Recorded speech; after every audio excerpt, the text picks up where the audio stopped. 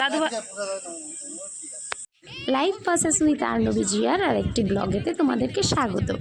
আজকে তোমরা নিশ্চয়ই বুঝতে পারছো কী নিয়ে আমাদের আজকের ব্লগটা হতে চলেছে। হ্যাঁ, রথযাত্রা। তোমাদের জিয়া সোনার কেমন রথ তো এবারে যাত্রাটা কাটলো সেটাই চলো তোমাদের সাথে শেয়ার করি। এখন জিয়া সাজাতে বসে গেছে, এই যে যজ্ঞ দাদাকে সাজানো হয়ে গেছে সকাল সকাল স্নান করে। চলো এবার আমরা দেখতে থাকি ব্লগটা। ঠাকুরকে দেখা একবার। বাহ, খুব সুন্দর সাজানো হয়েছে তো, দেখি একটু আমাদের যজ্ঞ দাদাকে দেখি।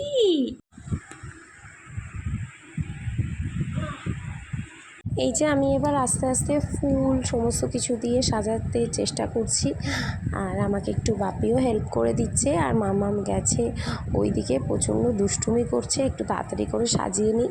ভেবেছিলাম সেলোটেপ দিয়ে মেরে করব, কিন্তু না বাবা, সব সুতো দিয়ে জড়িয়ে দিচ্ছি, কারণ ও তো জানি রথ নিয়ে ছুটবে। এই দেখো দেখতে লাগছে কেমন, দেখো তো সুন্দর লাগছে, তোমরা জানিও কিন্তু কেমন লাগছে। আলটিমেটলি এই হলো আমার মামামের রথ।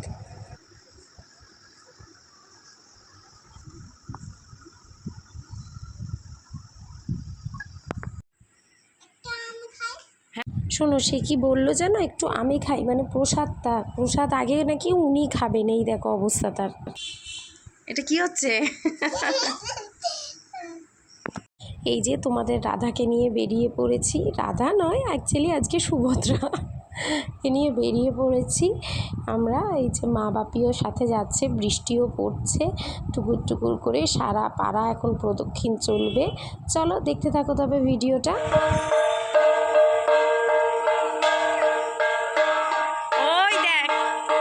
জানো তো আমাদের পাড়াতে কিন্তু মামামের রথের দড়ি টানবার লোকের কিন্তু প্রচণ্ড, কিন্তু ওর মধ্যে একটা ক্রেজ আছে জানো তো, সবাই এসে মামামের রথের দড়ি টানবেই। আসলে সবাই মামামকে খুব ভালোবাসে তো, সব আস্তে আস্তে দিদুনরা সবাই একটু একটু করে আসছে ও রথের দড়ি টানবে বলে, দর্শনার্থীরা চলে আসছে।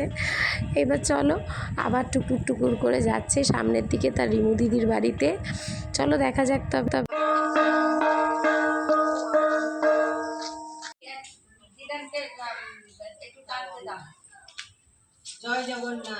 আসলে জেঠিমা না বেরোতে পারে না বাড়ির থেকে, পাটা একটু ভাঙা তো, তাই জন্য ওই আসে দেখাতে। এই যে আবার ঝুমা আবার তাকে আবার সমস্ত কিছু তার রথের জন্য দিচ্ছে, তার যজ্ঞদাদা সে মিলে খাবে বলে। আর বৃষ্টিও পড়ছে, এদিকে বাপিও মাথায় ছাতা ধরে নিয়ে যাচ্ছে নাতনির জন্য আর যে কী করতে হবে। এবার তার ভালো দিদার সাথেও দেখা, জানো সে কি করছে, সে সবাই টাকা দিচ্ছে দেখে ভালো দিদাকে বলছে আমাকে টাকা দাও। ও ভাবছে ওকে সবাই টাকা দিচ্ছে, আর সকলকে প্রসাদ বিতরণ চলছে। এবার আমরা যাব এখান থেকে একটু আশ্রমের পথে, একটু মহারাজের সাথে দেখা করতে। মহারাজ ওকে খুব ভালোবাসে, তো চলো আশ্রমের পথে যাওয়া যাক। রাস্তায় ওর বয়সী কিছু জনের সাথে দেখা হয়েছে, ব্যাস শুরু হয়ে গেছে। এই যে আমাদের পাড়ার বড় ঠাকুরের গ্রহরাজের মন্দির, এখানে না এলে তো হয়ই না, আমাদের বাড়ির একদম সামনে। তাই এবার রাস্তায় ওর ভালো দিদাদের সাথেও দেখা হয়ে গেছে, তাই এখন যাচ্ছি আমরা আশ্রমের পথে। এবার হঠাৎ করে ওর বন্ধুদের সাথে দেখা হয়ে গেছে, রথ ফথে দড়ি ফেলে রেখে দিয়ে সে এখন গেছে।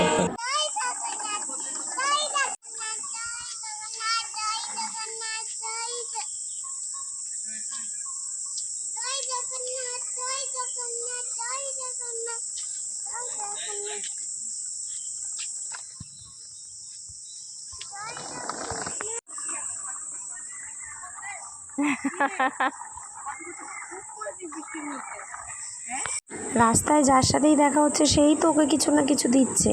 এবার একটা দাদুভাই ওকে চকলেট দিয়েছে, ওর এখনই সেটা খাওয়া চাই।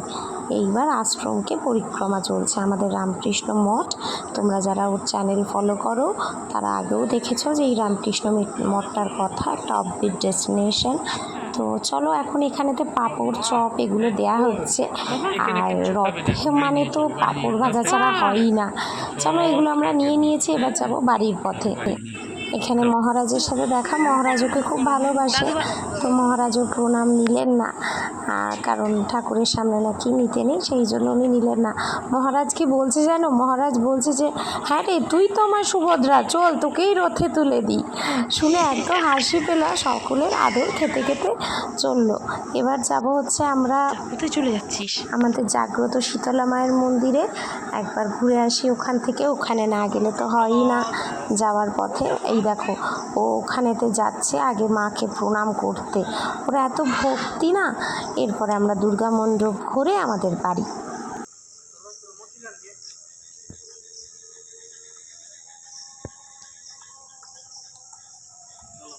এই নিস্তব্ধতায় না মায়ের মন্দিরটা যেন একটা আলাদা মায়াবী রূপ তৈরি করে, জানো।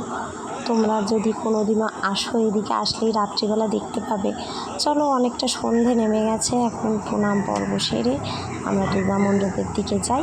চলো, আজকের জন্য এখানেই টাটা। তোমরা সবাই, এটা হচ্ছে আমাদের দুর্গা মণ্ডপ, মানে দুর্গা পুজো হয় কিন্তু 12 মাসে এখানে প্রদীপ দেওয়া হয়। চলো যাই, বাড়ির পথে সবাই ভালো।